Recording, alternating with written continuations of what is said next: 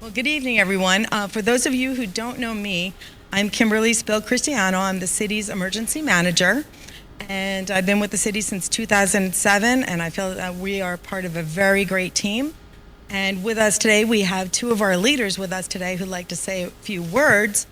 And our first inspiring leader, he's really led us through a number of disasters, so trying times and inspiring times, I like to say. So Mayor Hardin, we'll kick it off with you.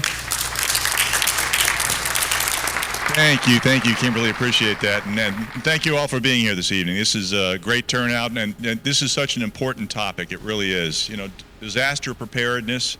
I know we're entering hurricane season, but it's amazing. Disasters happen year round, and we all need to be prepared when that happens. But we are focused at this point in time on hurricanes, and it's great to see you all here so you can help keep our community safe when we wind up with a hurricane. Because it's not if, it really is when. Sooner or later, we're going to have our share of storms. We know that. It's just a question of time.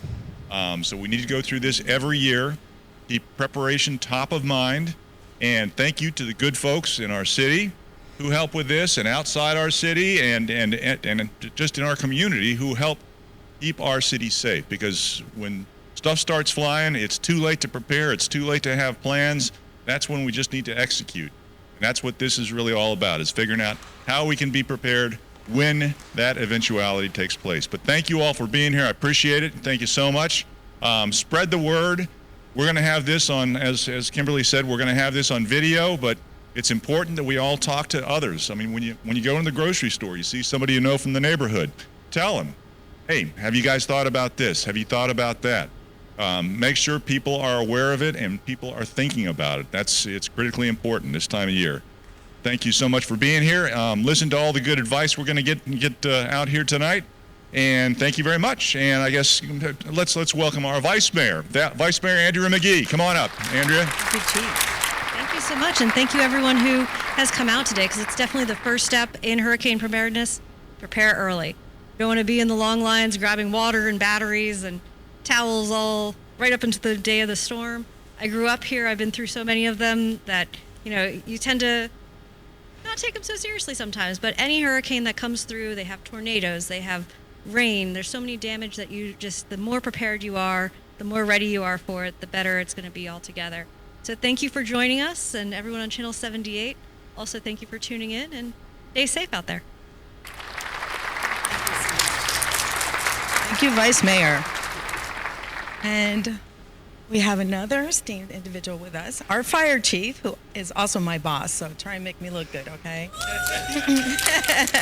And Chief Mercado, a little known fact, or maybe you do know, he has brought our department to new levels. He's bringing new things and new programs every day. It's even almost hard for us to keep up with. But he is one of the most brilliant people I've ever met, one of the best fire chiefs in the world. And I say that because we have now an accreditation that fewer than 1% in the country have, or is that the world? World. So that is big, right? I mean, that is really outstanding. So, Fire Chief Chad Mercado. Thank you. I don't want to say anything after that because I can only go down.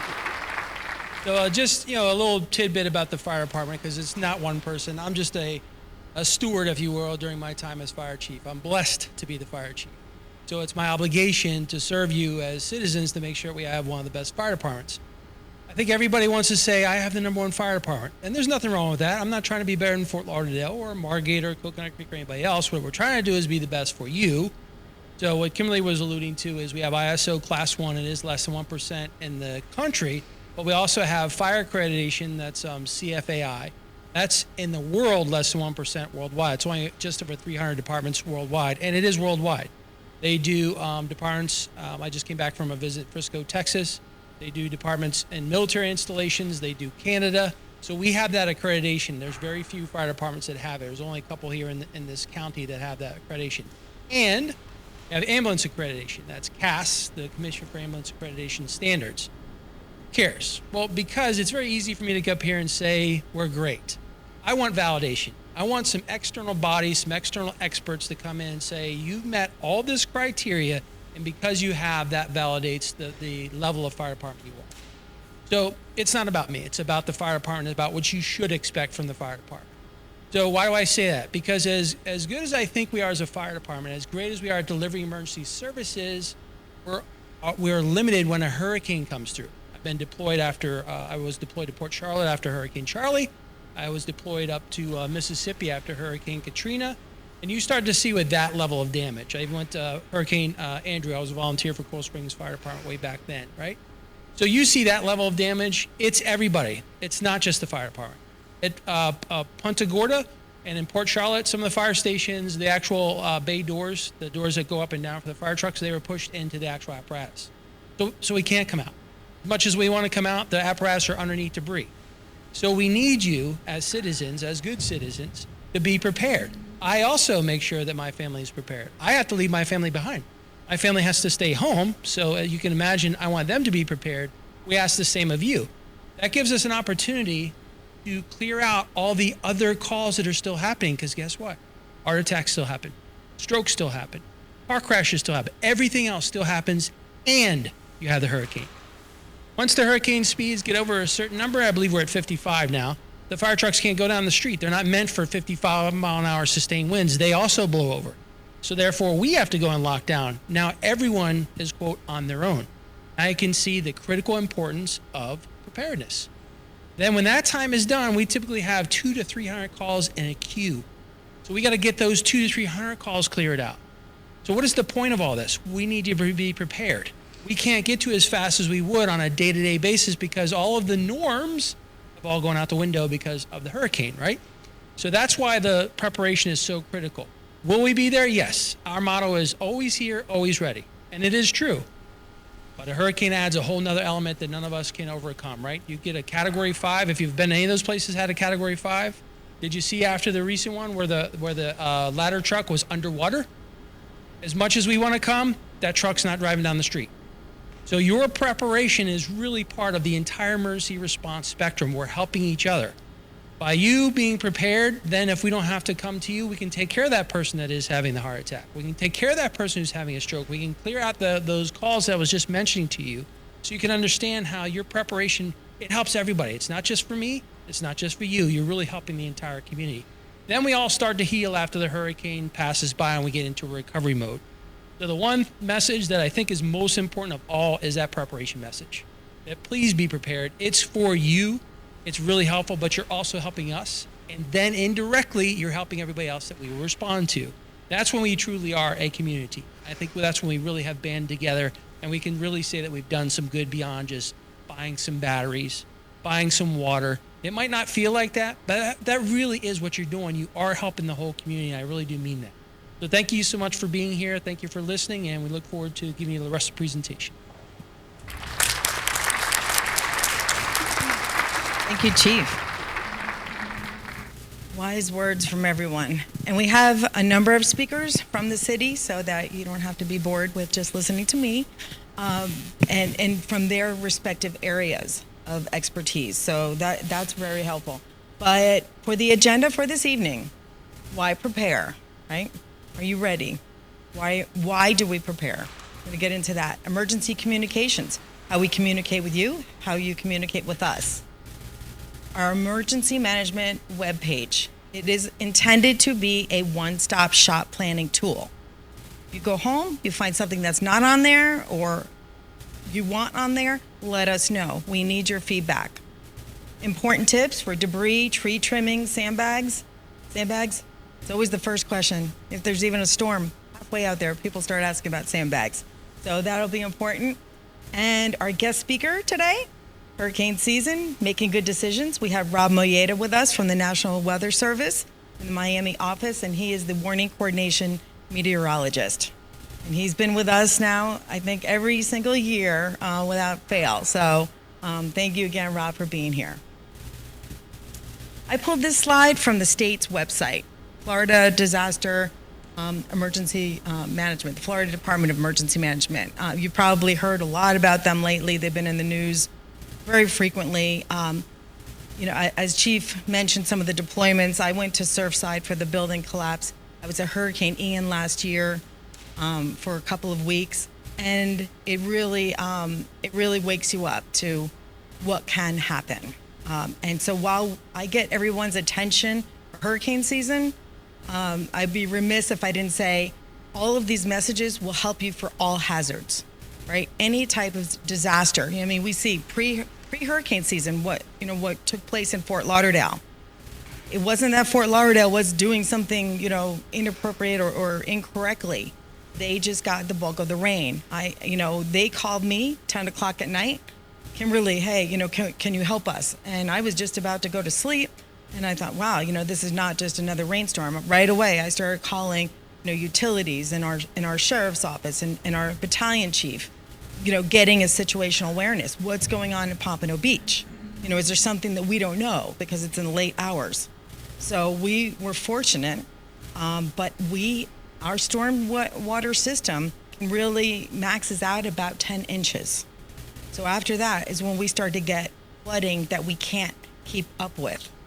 And then obviously, depending on the tides, is there a king tide? Is there, all of those, factors that take into place? There's just a lot, going on. So, not just hurricane season is really the message here. It can be anything, any type of disaster.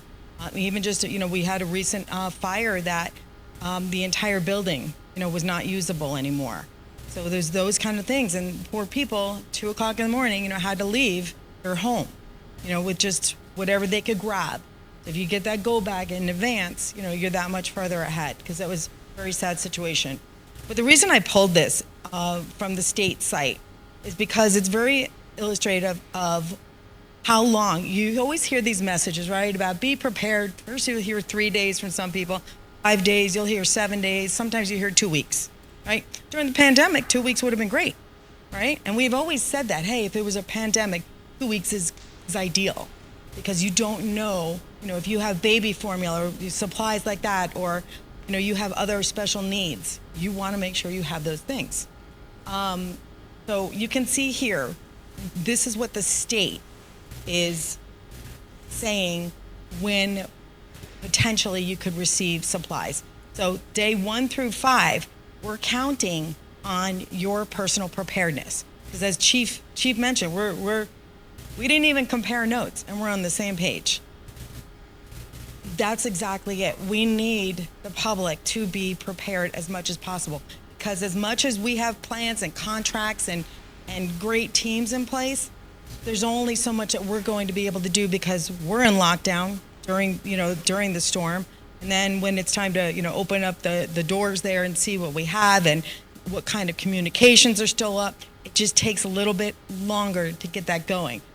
We have things in place. We have satellite phones. We have data satellite now. We have drones. We have, we had the myriad of, redundant communications.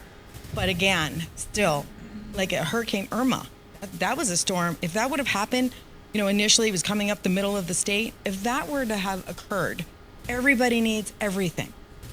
It would have affected the entire state. And guess where we are? Kind of towards the bottom. Now the state is implementing the barge that they used for Hurricane Ian near Sanibel. The barge, they had never used a barge before. There were a lot of environmental issues and questions or reasons why they might not be able to do it. They're doing it now. It's now part of the plan. But again, that by the time you get those things going, you can see here, 5 to 10 distribution. That's when we start to open the points of distribution for pods. We had that during COVID, right, where we were giving out food, we were giving out water, we were giving out things that people might need. And then further along, that's when we start to get some of the kitchens in and so forth. But that's a long time, so being prepared is really just about making you and your family more comfortable and safe, right? Because there might be things that you really, really, need to have on hand. And we're going to get into a lot more of the things. And again, we won't get to everything today, but our webpage, the one-stop shop, you need evacuation information, you need, shelter information, what have you. Crystal Aaron is our emergency management coordinator. We work together very closely, so she'll be able to go over a lot of that with you. And this slide I just wanted to illustrate, every single employee in the city has a role in our emergency plan. We might move them to another department based on, their capability. We might, reassign them. Obviously our staff, after a certain amount of hours, they're going to fall down if they don't. I've actually been pulled out of the EOC physically, like, all right, Kimberly, you need to go to sleep. But it's your baby and you don't want it, you're afraid to let it go. I was actually kind of reprimanded from the previous fire chief because I was on a conference call from home. He's like, you on that call? You should not have been on that call. You're supposed to be resting. But it's hard to let go. So I appreciate that because, we try to look out for each other. So, it's well intended. But again, this is just nothing to see here. No test questions on this. But I just wanted to let you know we have every department has a role and responsibility. And this is why, we're talking about hurricanes right now, but it's planning, training, exercises all year long. That's pretty much what we do. And with that, I will turn over to our Strategic Communications Administrator, Sandra King, who has been with the city a number of years, and she has a wealth of experience and knowledge. Thank you. Really?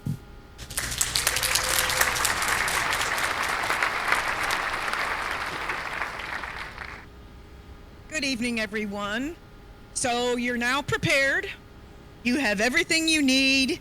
You've already shopped. You've rectified everything with your family. You have a plan.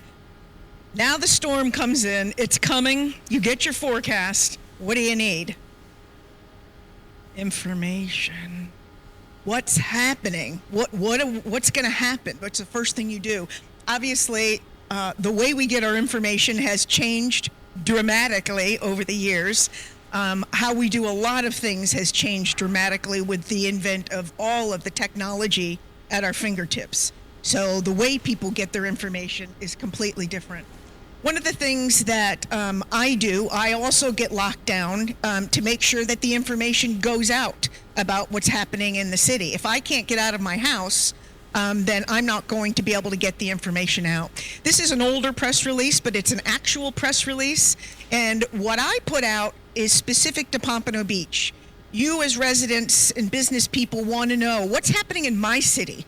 Where am I going to get the water? What's closed? What's open? When are you going to pick up garbage? When are you not? What do I do about this? What's happening with that? So I'm going to put out information about Pompano Beach. I also give that information to the Broward County EOC. It goes directly to them as well, so that if the news doesn't cover what I put out, they can cover it, and the mayor of Broward County will cover information in their press conferences. So that information goes out to those different people. One of the most important things to take away today is Code Red. Sign up for Code Red. Tell all of your friends, your neighbors. And what that is it's a telephone service that puts out immediate emergency information about Pompano Beach. I will voice it or the mayor will voice it. And what we put out is very urgent information about the storm or any other emergency that's going on. And the technology is so cool that I can bring up an interactive map. And so say, for instance, there's flooding in a certain area. I can geo-track exactly where that flooding is and send a message to those residents, or citywide. So you can sign up with your cell phones, with your parents' cell phones, with your boss's cell phone. Anybody, anywhere can sign up and get those messages, get text messages that are directly about Pompano Beach that will go out. As you know, nowadays, news coverage is around the clock, 24/7. So, it used to be, I'm dating myself, but I remember when I had to wait until 5 o'clock or 6 o'clock to get the news, and it was only 30 minutes long. Now you can get your news 24/7. It's at your fingertips. It's on your computer. It's on your phone. It's on your TV. You can turn on any of the networks. And when we get into a storm situation, your local Channel 4, 6, 7, 10, they're going to be around the clock covering. So it's not like it used to be where you had to wait to get your news. Now, so they're going to be delivering. They're going to be out there at the storm. They're going to be telling you what's going on.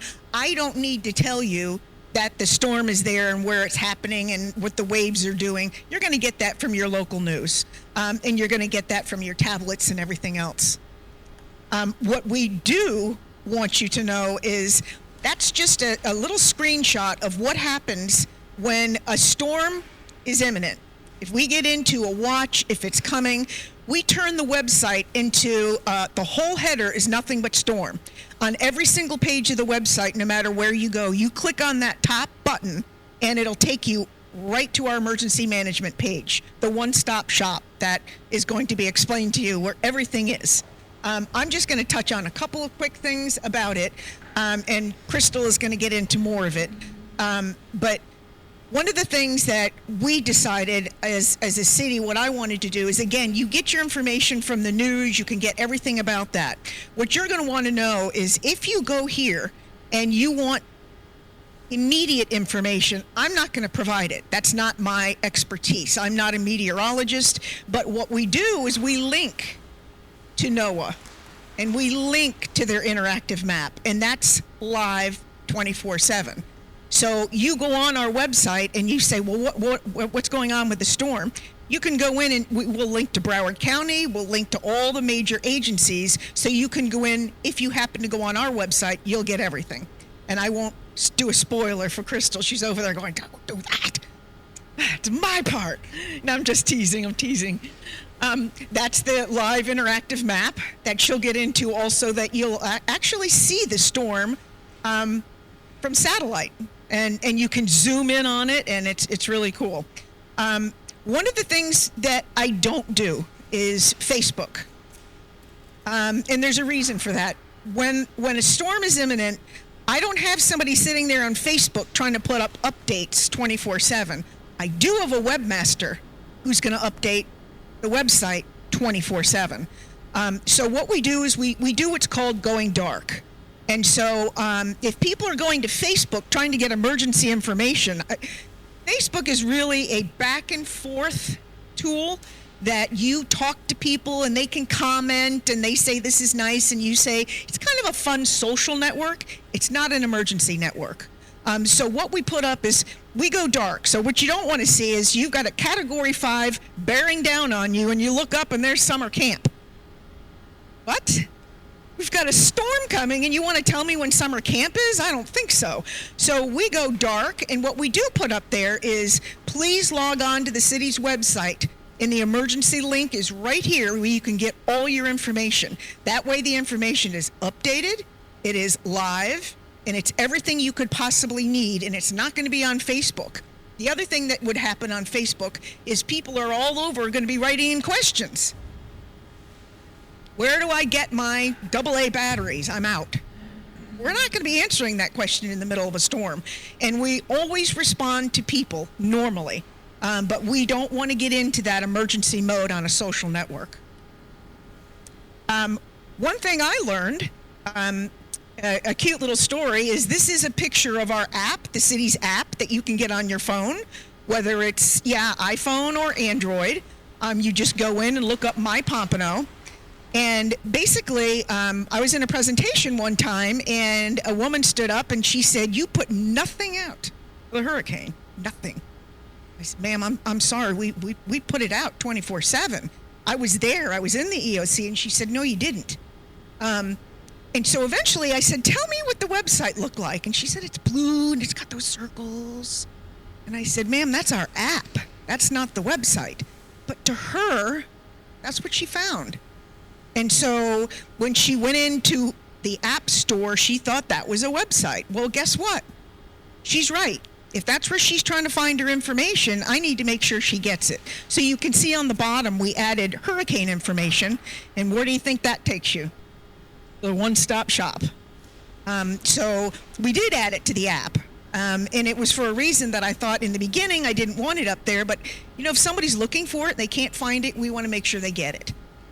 So we communicate many different ways now. Social media is one of those things now that, again, we put it out there. Please follow our website and everything on Channel 78, everything that we put out in press releases, in the media. We want to make sure you get your information. So take away, sign up for Code Red. Tell everybody you know, sign up for Code Red, because you don't want to miss those emergency messages.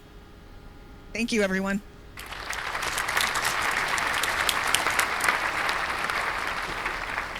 Great information, Sandra.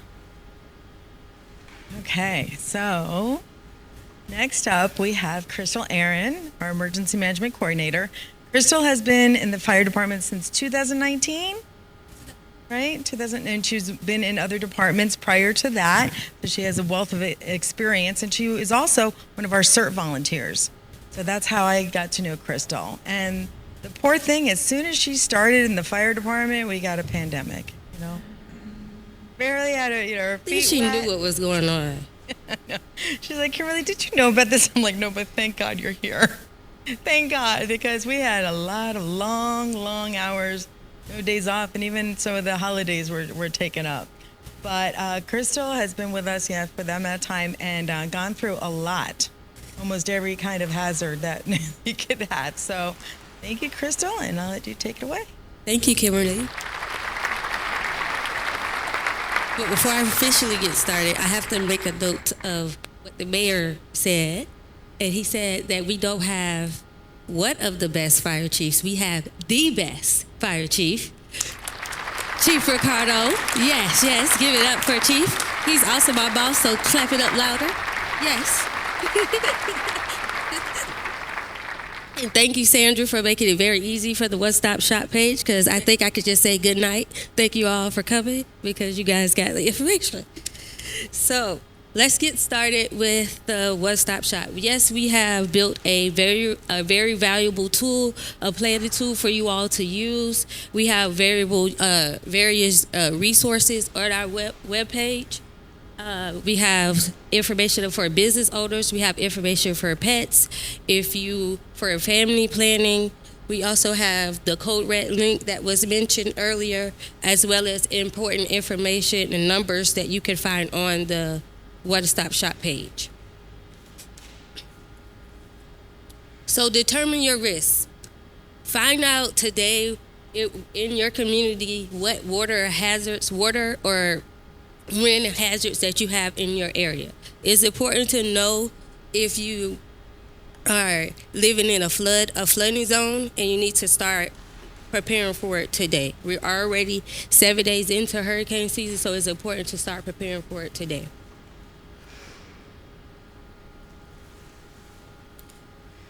Develop your evacuation plan. Find out, again, if you live in an evacuation zone, you need to know if you're going to be expected to leave, or if you live in a mobile home, you need to know, start planning where it's going to be your next route. So we say that if you're going to be evacuated, we have a few options for you.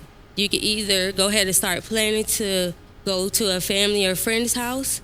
You could that's outside of the evacuation area, or you could go to a hotel that's outside of the evacuation area, or as a last resort, you could, if it's open, you could go to a shelter.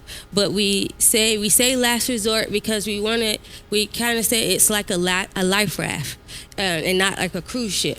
So you want to make sure that we have it if it's available. Now, shelters open depending on the storm. So you want to stay close to the local news and see if a shelter is going to open. If it is going to open, the resource is there, but use it as your last resort.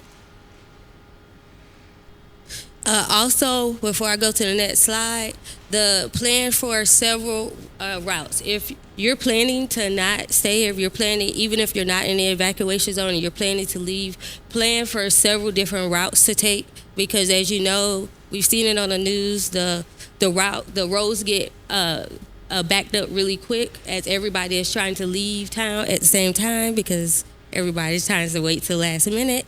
But plan for several routes. Plan to have a go kit for your ride. In addition, and I'll go over a little later about how you can assemble your disaster kit, but you could also have a goal kit for your car, and plan for your pets if you have pets, and also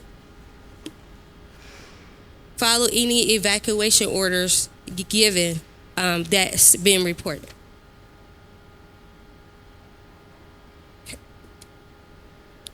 Complete a written plan. I know it's probably like the dinosaur years where we say have a contact list. I have a written contact list because everybody relies on their cell phone. Who have all their contacts in their cell phone? I have a majority of my contacts in my cell phone. So sometimes I forget my own phone number. So I need to write it down. We encourage you to write it down. Write down your important contacts, your out-of-state contact. We encourage you to have an out-of-state contact. Maybe as a point person that could be your liaison in the event, because they're going to be worried about you. They're going to want to communicate to you. They're going to want to know where you're going to be staying, before and after the storm. And so just let them know. Sometimes they may take a little while to get, make the phone call to them, but go ahead and let them know that they'll be the point of contact. So it's really important to let them know that they're going to be at. So tell Auntie Sue that you're going to be calling, have everybody calling her to get any updates. All right? Keep critical documents together for quick access. Also, we encourage you to keep those important documents in a sealed bag so that it's in case of flooding, or if you have to go to a shelter, having those important documents sealed in a bag. And lastly, before I go to the next slide, share your plan. It's not only good to write your plan, but it's good to go over your plan and share your plan with family and your friends so that everybody's on board and know what the plan is for during hurricane season. All right, so assemble your disaster supplies. Whether you're going to be sheltering in place or leaving, it's important to start stocking now.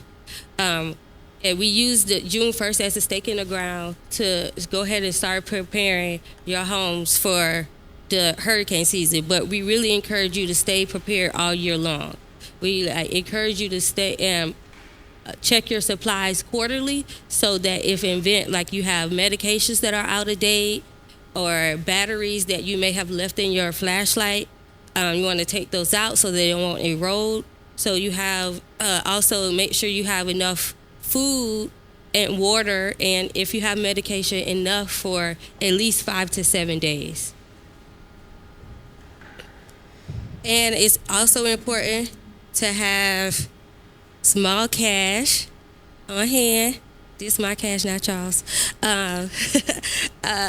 So it's good to have, because in case you might need that on a go, and if they can't break bigger bills, it's good to have small cash on hand. So this won't be one of the prizes, but we do have good prizes later.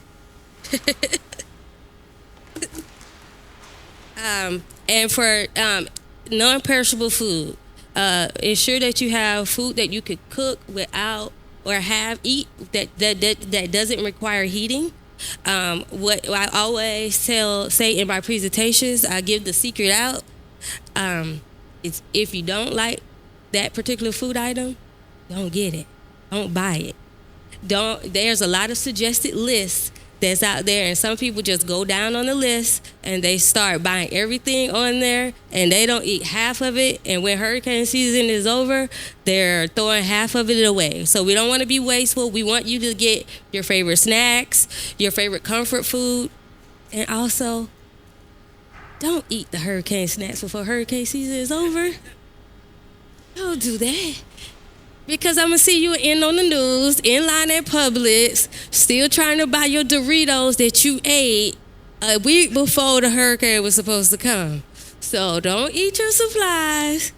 Try to wait until the end of the hurricane season. Then we can all have a hurricane party, and you all can invite me over. Our contact information is on the website. You can find us. We're open for invitations to come to hurricane parties afterwards.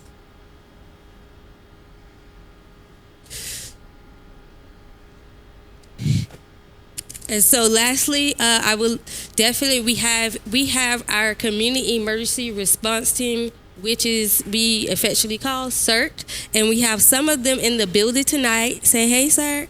Hey, hey. We have a new class starting October 4th. It is an 8-week course. It's an interactive hands-on training where we discuss topics such as life safety, life search and rescue, fire safety, disaster medical operations, disaster psychology, and we have a drill at the end. There is no test. You qualify if you are a Pompano Beach resident, or you work for the city of Pompano, or you are a business owner in the city of Pompano. So again, you can sign up. It takes less than 3 minutes to do. You could go on that one-stop shop page, click on volunteer and training. It'll take you directly to the link. You sign up, I will get your information, and I will respond back to you confirming that I received it. And we'll look forward to having you as a part of the Community Emergency Response Team. Woohoo! That's right, Byron. Thank you. Thank you. That's great, Crystal. Wonderful. Thank you. There's a lot of great information. Crystal's like my go-to person. It says, as I start getting older and I forget things, I'm like, Crystal, where did we put that again? She's the younger, wiser one. And next up, we have Natalie Holmes from Environmental Services, which includes a lot of the debris, sandbag, and how do you prune or like that. We'll go over that. And thank you so much for being here, Natalie. You're a great addition to the team. Thank you.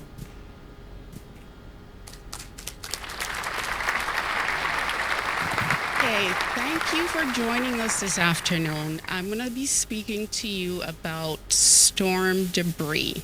Very important to prepare for storms, as everybody keeps repeating. You cannot be too prepared. So debris usually is a major issue after the storm. So what we need from residents before the storm is to not break out your chainsaw and start trimming those trees, those limbs that are overhanging your house. Absolutely the worst time to trim it, because chances are it's not going to get picked up before the storm.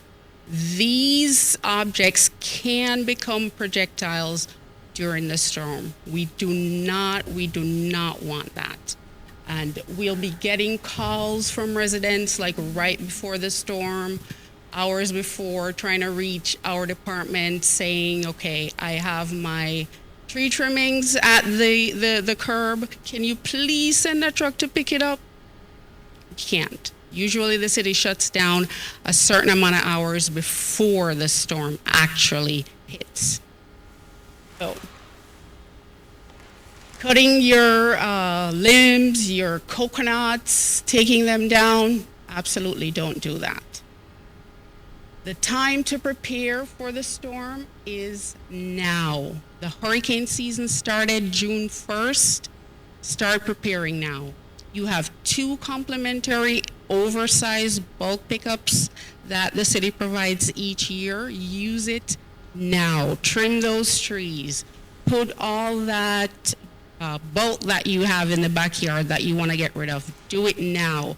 Call our department, get it scheduled. We'll come out and we'll pick it up for you.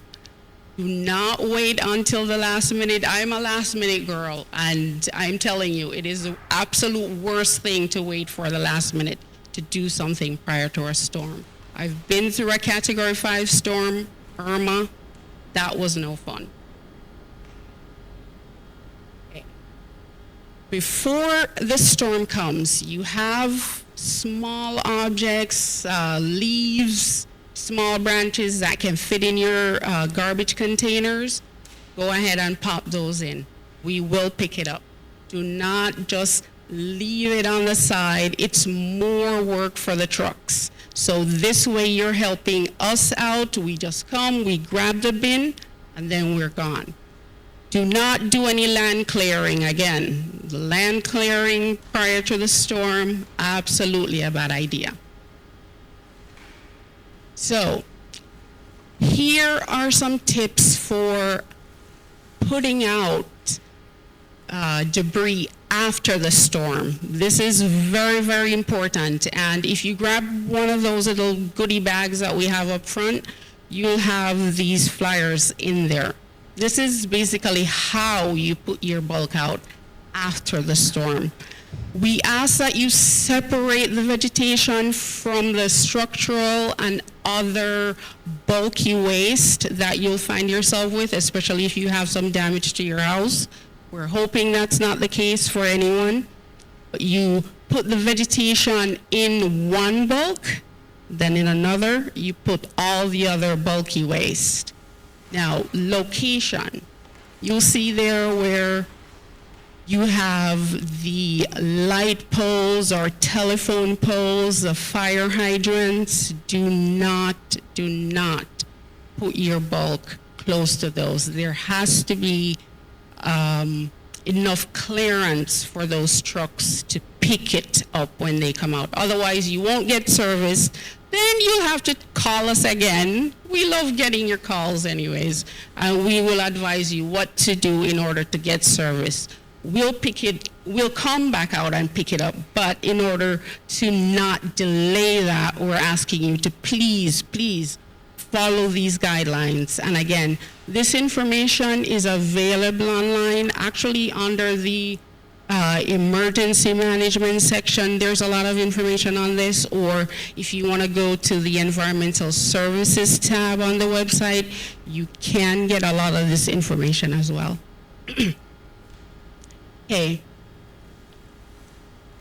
Bad idea.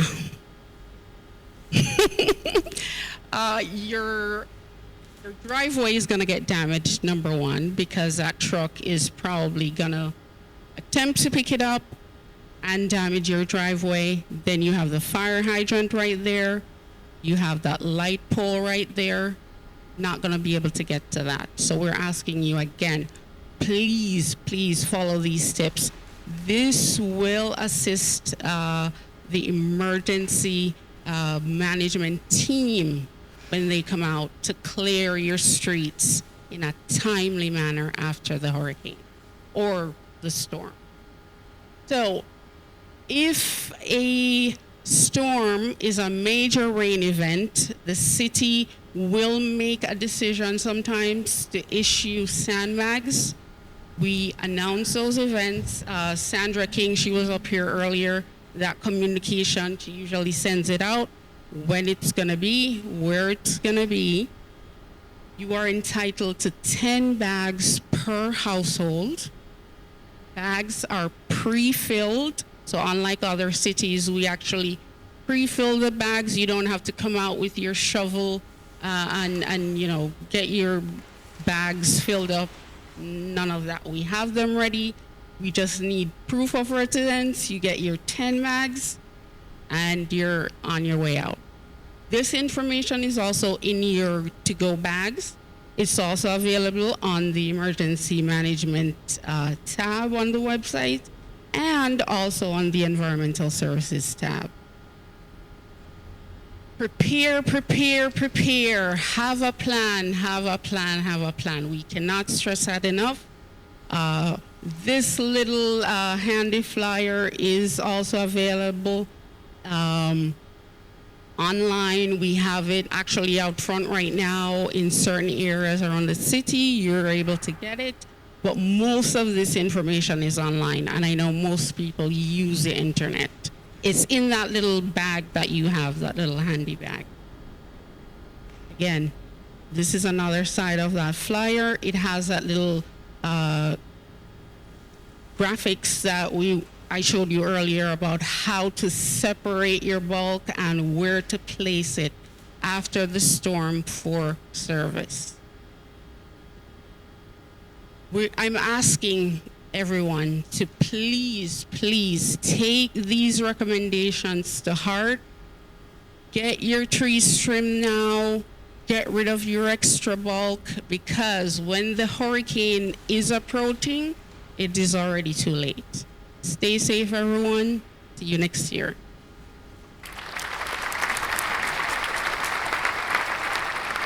Well, thank you so much, Natalie. That was really great information.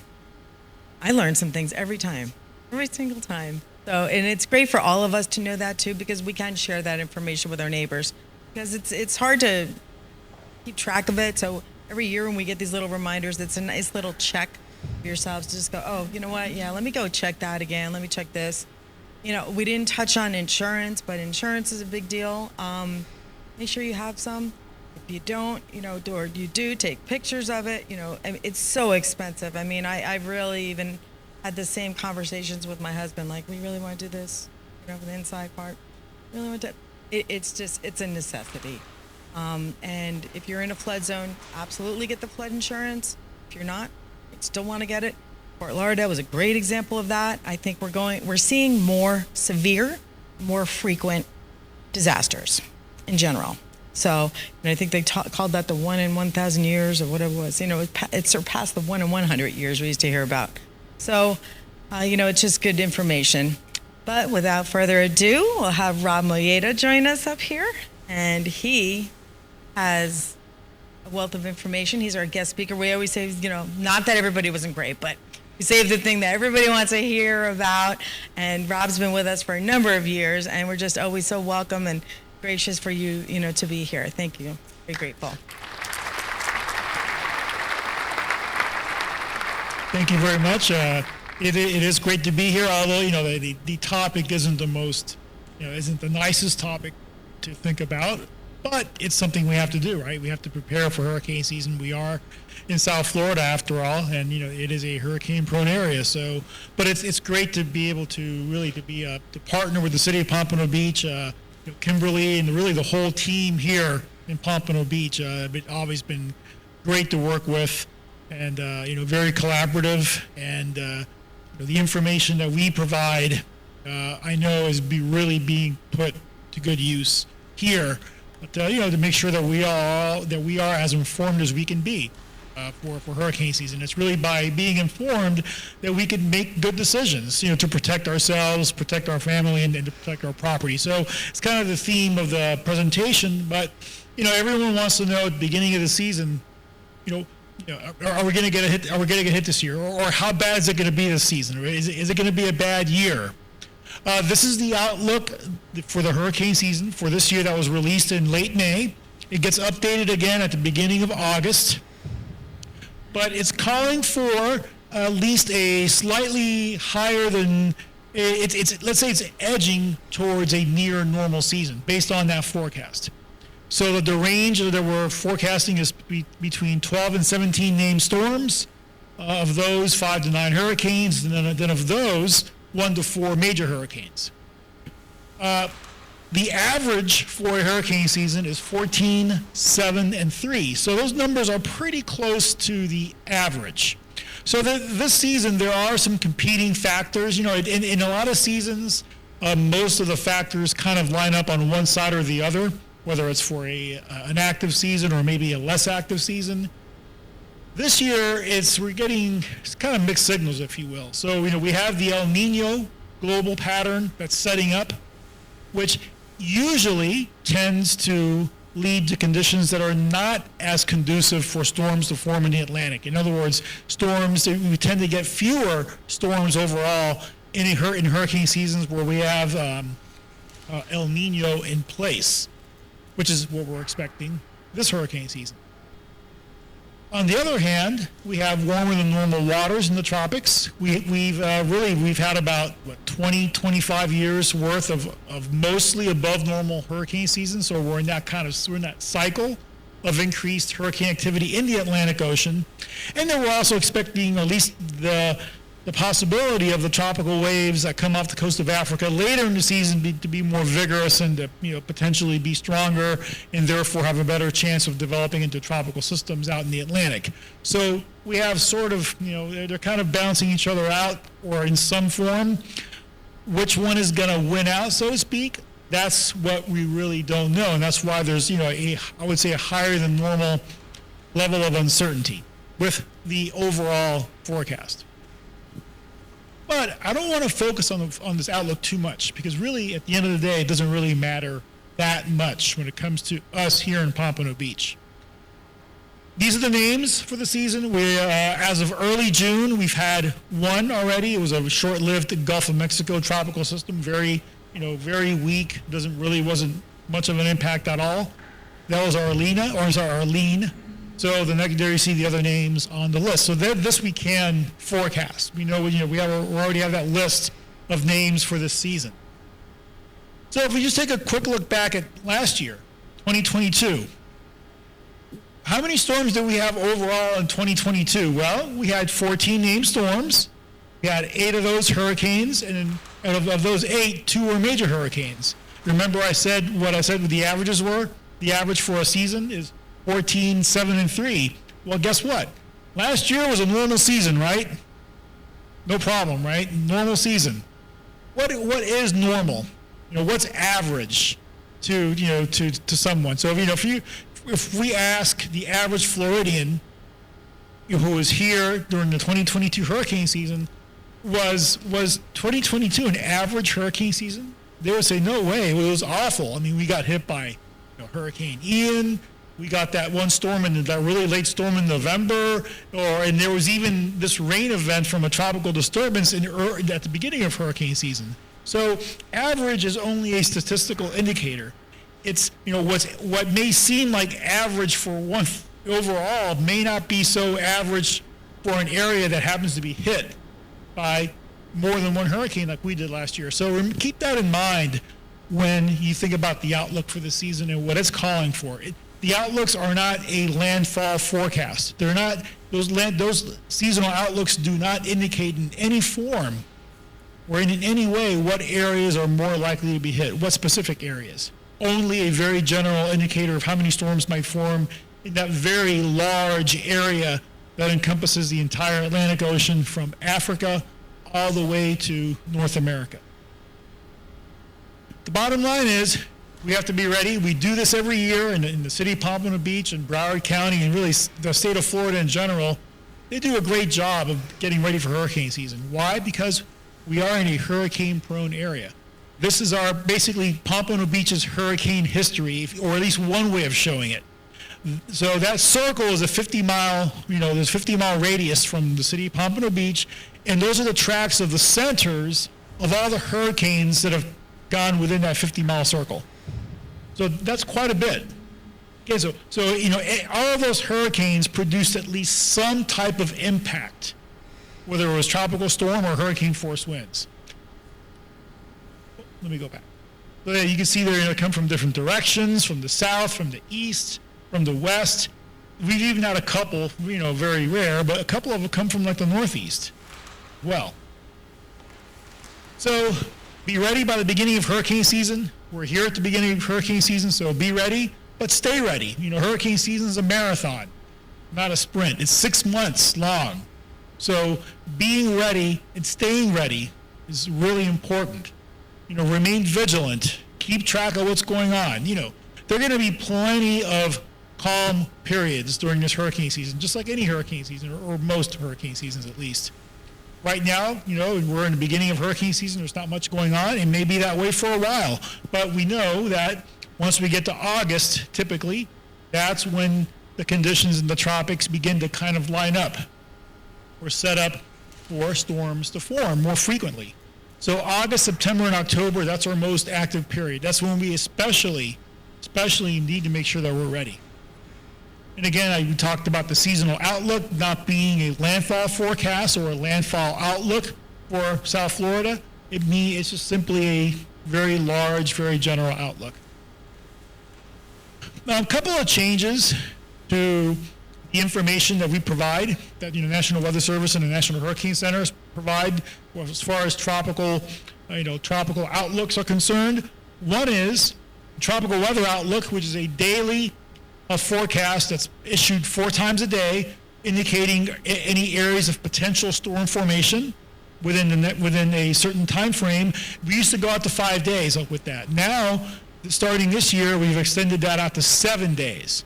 So we're giving you a 7-day outlook of any potential storm formation. Now, the good news is that the National Hurricane Center's forecasts are continuing to improve from year to year. And in fact, and there's a couple of ways we can show that. The graph on the left shows the improvements in the track or the position of the storm in those forecasts. They've improved by 64% from 2000 to the present time. When it comes to the intensity of the storm, so these are 3-day forecasts here, so in other words, 3 days out. The intensity or the wind forecast, we've improved those by 50%. This was an area where we actually were struggling to keep up. You know, for a long time, we weren't making, we were really making very slow, if any, improvements to the intensity forecast. But fortunately, in the last, I'd say 5 to 10 years, we've made significant strides there as well. And that's really, really important because, you know, especially when it comes to forecasting these rapidly intensifying storms, like, for example, Hurricane Ian last year. We've seen an increase in these rapidly forming, rapidly intensifying tropical systems and hurricanes over the last, you know, I'd say about 10 years or so. Last year, we accurately forecasted Hurricane Ian's rapid intensification down in the Caribbean when it went from a 60-mile-an-hour tropical storm to a 100-mile-per-hour hurricane when it was down south of Cuba. So why is that important? Well, I think we know why, but I think one good illustration of that is Florida is in an area where we are prone being affected by these rapidly intensifying storms. So in other words, what we have here in this map is these are the 9 strongest hurricanes to make landfall in the United States. So in other words, they made landfall in the United States with winds of at least 150 miles per hour. So these are category 4s and 5s. Of those 9, 5 hit Florida. Each one of those 9 went through a rapid intensification period before landfall. So it went from a tropical storm to a category 4 or 5 hurricane in less than 3 days. Ian was one of those. So that's why, you know, being able to forecast this potential is important. But most of all, us staying, you know, tuned in, you know, keep paying attention to those forecasts, following those forecasts, and, you know, and preparing properly based on those forecasts is really, really important. So we're going to continue to work hard to make sure that we're forecasting these, especially these rapidly intensifying storms, because these are the ones that unfortunately can catch people by surprise, because most people don't expect, wow, wait, you're telling me just, you know, 2 days ago this thing barely had a name. Now it's a category 4. Well, that can happen. It's happened before, and it's happened very close to Florida. And it can certainly happen again. Last year was another example of many where, you know, tropical systems bring multiple hazards. So it's the wind, but it's also the water, and it's also tornadoes. Last year, you know, each of the 3 tropical systems that affected Florida brought different levels of hazards. It was actually about a year ago today, or close to it, we had a tropical disturbance that went across South Florida. It dumped about 10 inches of rain here in Pompano Beach. Storm didn't have a name.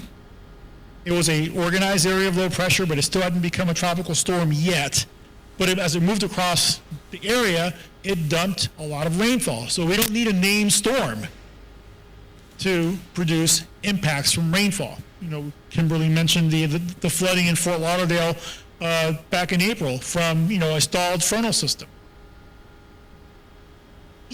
Hurricane Ian, of course, we know impacted Southwest Florida directly, and that's where all the worst of the conditions were. But we weren't totally unscathed here in Southeast Florida. We actually had 13 tornadoes that were spawned from the outer rain bands of Ian. The day before Ian made landfall in Southwest Florida, these rain bands moved across Southeast Florida, our part of the state, and produced a total of 13 tornadoes, including a couple that were, you know, just north of here, not too far north of here, up in Palm Beach County. We had one that actually reached EF2, which is like 120, 125 mile-an-hour winds up in Delray Beach. So, those are some pictures of damage from across the area. So, we talked about wind, we talked about rainfall, and we're talking about tornadoes, and we also talked about storm surge, too. We're going to be talking a little bit more about storm surge. And then lastly, when people already are starting to breathe a sigh of relief, in November, we had another hurricane that came pretty close to us here in Southeast Florida. We had Hurricane Nicole during the first half of November. It made landfall up in the Vero Beach area as a Category 1, but since it formed well to our east of the Bahamas, it produced a lot of, or brought a lot of wave action, large, powerful waves crashing on shore. So we had a lot of beach erosion, we had a lot of pier damage in parts of Broward County. So again, multiple hazards associated with these storms depending on the storm's track, depending on the storm's intensity, and there's many factors involved. So that's why keep in mind that no two storms are the same. Just because you went through one storm some time ago doesn't mean the next one's going to be exactly the same. In fact, it's probably going to be a lot different, even if the track may seem fairly similar. We're familiar with the Saffir-Simpson scale, but it's important to remember that this is a wind scale. It's not a surge scale, it's not a tornado scale, it's not a rainfall scale, it's a wind scale. So it categorizes the hurricane from 1 to 5 based on specific pre-assigned wind ranges. And yes, as you go up the scale from a 1, which, by the way, Category 1 are winds of up to 95 miles an hour. So Category 1 winds are dangerous. They're damaging. Category 2, 3, 4, and 5, obviously the damage potential increases, and it increases exponentially. So by the time you get to a Category 5, you're increasing the potential damage by 500 times from a Category 1. So yes, the wind is important, but the water is historically what kills in tropical systems when they make landfall in the United States, or in really any part of the world. So, the common saying is you run from the wind, or you hide from the wind. You hide from the wind, you put shutters up, you make sure that your home is, well prepared to keep the wind out. And here in South Florida, we have good building codes, of course, so we can do that here. The water is another story. Can't keep the water out if it's too high and it's moving too fast. So you run from the water, hide from the wind, run from the water, and this is why. 9 out of 10 deaths in tropical systems are from water, whether it's storm surge, rainfall flooding, or rough surf, marine-related incidents. Hurricane Ian last year, it was the other side of the state, not too far away though, was a classic example of this. There were at least, and these numbers, change, they may still go up, there were at least 141 fatalities in Florida from Hurricane Ian. 66 of those were directly related to the effects of the storm. Of those 66, 41 were from storm surge, that rise in the ocean water that then moves on shore as the hurricane makes landfall. And then an additional 12 from rainfall flooding. What that graph is showing is the age ranges of the deaths from Hurricane Ian. They're heavily skewed towards the 60 and over population. So the average age of the deaths from Hurricane Ian was 66.5 years. So, and also, this is not on the slide, and I don't have the exact number, but the vast majority of these deaths occurred in evacuation zones. So they occurred in areas where people were ordered to evacuate by officials. So the most vulnerable populations, unfortunately, are the ones that typically get the most affected. So we just have to make sure that we're not only heeding the advice from local officials, but also making sure that our neighbors, friends, and family are also doing the same thing. Because, especially, in our more vulnerable populations, because it can literally save your life. With Hurricane Ian, we had storm surge. When we talk about flooding, deaths, when we describe the amount of storm surge, we're talking above ground level. We're not just saying it's above some tide level or some theoretical like sea level or something like that. No, we're talking about storm surge flooding is defined as flooding or water above normally dry ground. So think of where you are right now, that ground right there. So if we're saying that area is expected to get 5 feet of storm surge, that's 5 feet of flooding basically above where you are. So, in Southwest Florida, in the Fort Myers Beach area, the storm surge flooding was like in the 10, 15, maybe some areas he had a little bit more than 15 feet. And that's a lot. 10 to 15 is a lot. That's just incredible. But you don't need that much, doesn't need to be that deep or that high in order to be deadly. 3 to 5 feet of moving water is life-threatening. That's it. You don't need to have 15. 3 to 5, 3 feet. In Naples, a little bit south of Fort Myers, where 3 direct deaths occurred from the storm surge, the water in those areas was about 5 feet deep. It wasn't 15 feet. So we have a pole that's outside of our building there at the National Weather Service that's color broken down by colors there to kind of give you an idea of the depth. So when we say, for example, we're forecasting a storm surge of 3 to 6 feet, that's in that yellow part of that pole, 3 to 6. Above that yellow pole, above the yellow part of the pole is orange. The orange color is 6 to 9 feet. And then the red color above at the top is 9 to 12 feet. So that pole is 12 feet high. So I'm standing next to that pole, and I'm like, right about here. That's about 6 feet, roughly. So 3 to 5 feet somewhere here, compared, to me. Now, so kind of think about that.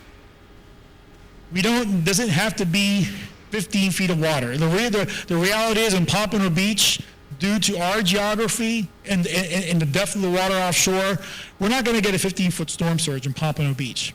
But we could easily get a 3 to 5 foot storm surge. That's more than enough to be potentially deadly and life-threatening.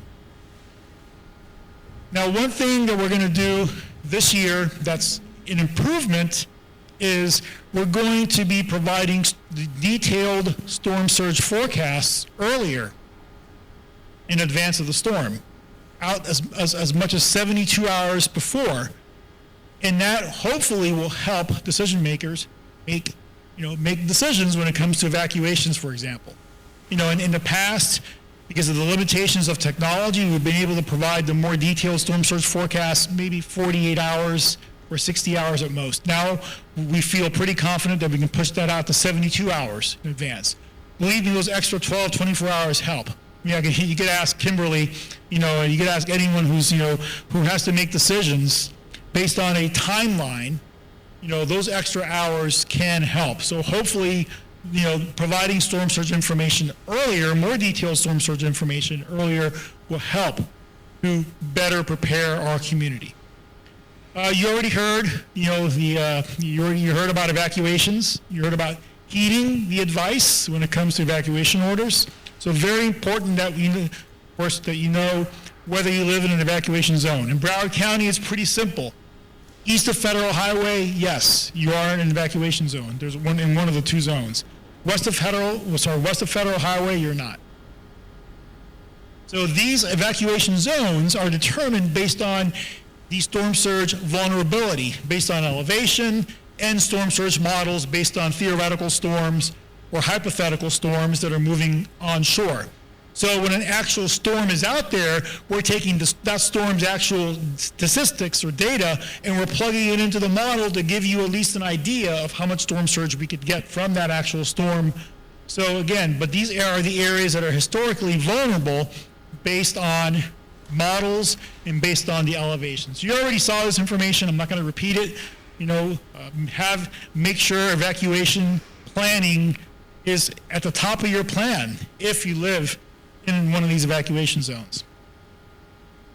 All right, so there's a ton of forecast information out there, graphics that are available during a potential storm event. So you go to the Hurricane Center or the National Weather Service website, you go to the city's website, and there are going to be links to this information here. So you're going to see the forecast track, you're going to see wind speed probabilities, you're going to see timing probabilities, you're going to look, you're going to see storm surge information. Okay, how do we make sense of all this? You know, when there's so much craziness going around, when you're trying to get ready for a storm, you know, what information should you be using? What should you be looking at? And I know, you know, majority of people look at the forecast cone. And I'm not saying you shouldn't. I think you should. But there are some limitations to that. There's more out there than just the forecast cone, because the cone only depicts the area in which the center of the storm is more likely to travel. It's not telling you explicitly what areas are going to experience impacts from that storm. So one example was that disturbance last June of last year, where the cone was north of our area. The black line is the southern edge of the cone, so the cone didn't extend south of that line. Yet that was the area that had the highest risk of flooding rainfall. Remember I said earlier Pompano Beach had about 10 inches of rain? That was south of the cone. Hurricane Ian, from about 3 days before landfall, roughly, the edge of the cone did not go south of Fort Myers. So like, for example, the Naples area was not in the cone for like 3 days, from 3 days out, all the way to the time it made landfall. Yet, Naples, the Naples area, the coastline, had about 8 to 10 feet of storm surge flooding. So again, tropical storm, hurricane impacts extend outside the cone. The cone is only an indicator of where it's more likely that the center of the storm is going to make landfall.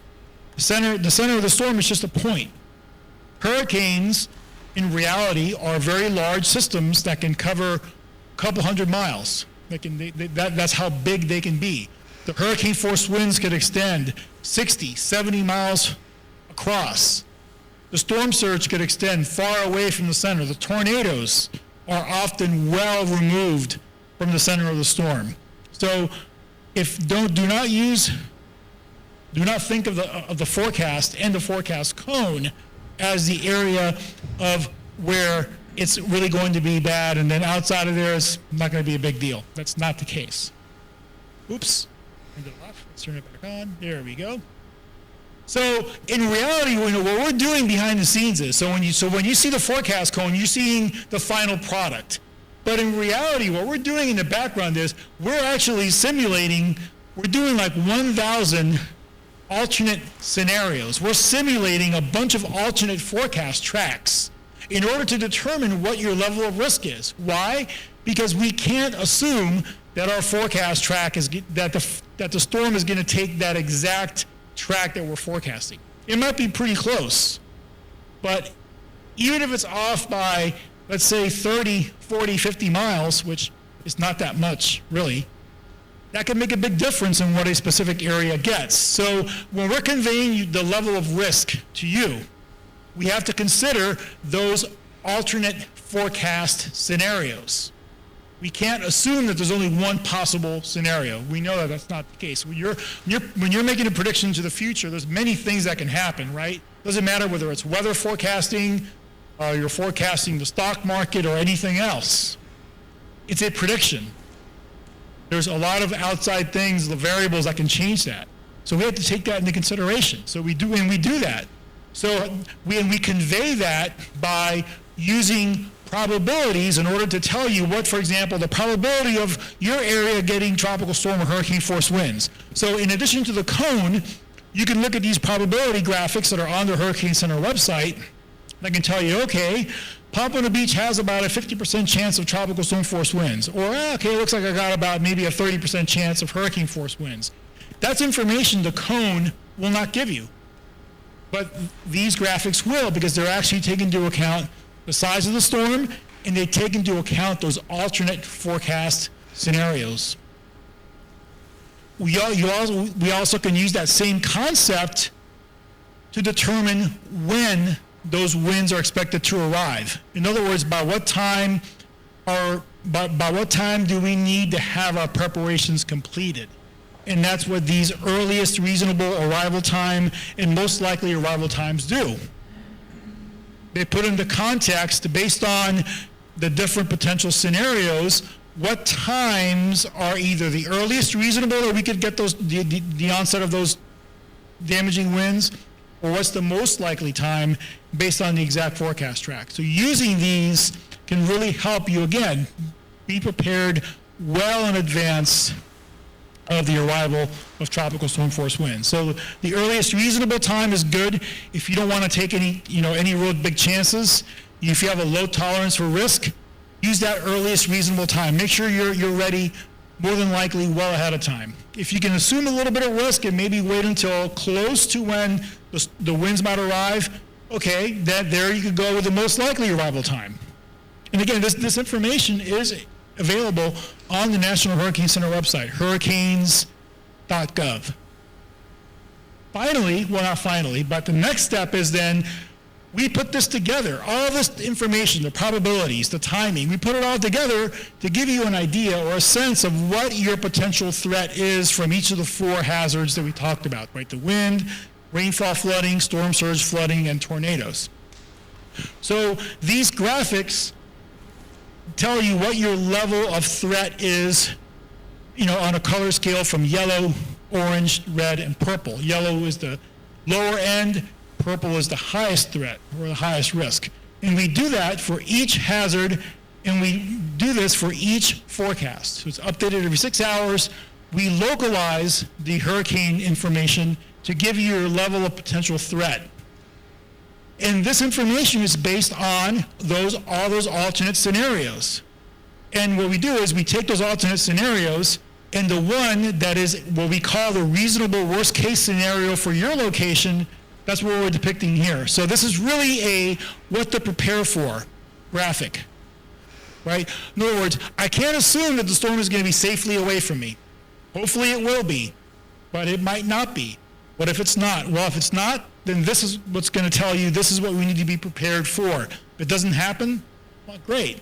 But we need to at least be prepared based on all those different scenarios in a scientific analysis of those different scenarios. So there's science behind this. It's not just some random, thing that we're doing here. This is based off of science and based on realistic alternate scenarios that we always have to consider with every hurricane that's at least coming close to our area. So really it's about looking beyond the cone, not focusing on one thing, and we need to make sure that we're looking at all the information out there. All that information's out there, and it's done or updated every 6 hours so that you have the most information possible to make those good decisions.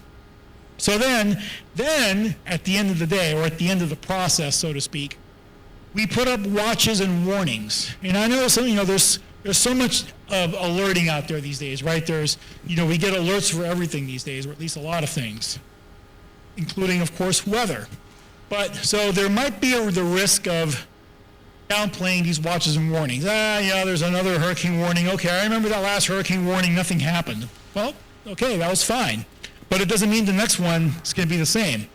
When we put up watches and warnings, that is our risk communication tool. So putting together all this information, the probabilities, the different scenarios that can happen, the size of the storm, forecaster experience and expertise. We put up watches and warnings based on those areas that we feel are most at risk. The warnings are not just placed for one specific point where the center of the storm is forecast to hit. Warnings cover, a fairly large area because the track could change. And if it changes a little bit on either side, that means those areas then, the warning area or the area of potential impact will be larger. So pay attention to watches and warnings. We issue watches and warnings for hurricanes, for storm surge, especially in coastal communities like Pompano Beach. It's really important. And by the way, hurricane and storm surge warnings will get alerted on your phone using the wireless emergency alert system. So you don't need to subscribe to any alerts. You're going to get those alerts on your phone when our area is under a hurricane or storm surge warning. We also get those for flood warnings. So those are the 3 at least hurricane related, and tornado warnings too, by the way. You've heard about getting the information from trusted sources. Of course, the City of Pompano Beach is a great website, a one-stop shop. So rely on Rely on that. Rely on information from local sources, the city, media, and of course the National Weather Service. The danger from tropical systems is not just during the event. Unfortunately, there are lots of fatalities that occur after the storm passes, and these are related largely to cleanup. They're related to people, to the lack of power or loss of power. So, we see a lot of electrocutions for people touching down power lines, for example. We see heat illnesses. Of course, hurricanes hit during what's usually the hottest time of the year. So no AC for days afterwards means we're exposed to the heat. So we got to take care of ourselves. There's a lot of instances of carbon monoxide poisoning from people misusing generators, running generators inside a home or too close to the home. So we need to make sure that we're staying safe and we take extra precautions after the storm. Sometimes this could be for days and days after. Make sure that you're keeping track of that you're looking at the latest forecast information. The forecast scenario can and does change from day to day as a storm approaches. So don't fall into an anchoring bias. Don't assume, okay, that forecast I saw 2 days ago, that one looks good to me. I'm not going to, pay attention. Don't, of course, don't do that. Make sure you're keeping track of the latest information as you get ready. If the threat begins to diminish, then you can react appropriately. But sometimes the threat increases, and it can sometimes increase pretty rapidly. You may not get much warning. You remember that rapidly forecasting scenario where storms can go from not much to a major hurricane in just a matter of hours, literally. And that's why we work 24 hours a day. That's why we have National Weather Service forecasters there all the time. Make sure you're getting the latest information. And, we talked about we live in a hurricane-prone area. Make sure you're always, always ready, any year. Doesn't matter what that outlook indicated. We need to, take every storm based on that storm's individual characteristics, not assume that it's going to be similar to one we had before. And weather.gov/Miami, that's the National Weather Service Miami website, where all the forecasts for South Florida are contained, and including hurricane information, localized hurricane information for South Florida. So weather.gov/Miami, and also hurricanes.gov, where all the hurricane graphics will also be. So both sites are good to get that information, especially when a storm is threatening our area. So with that, I thank you very much, and let's hope and let's stay safe. We have a safe and event-free hurricane season. Thank you.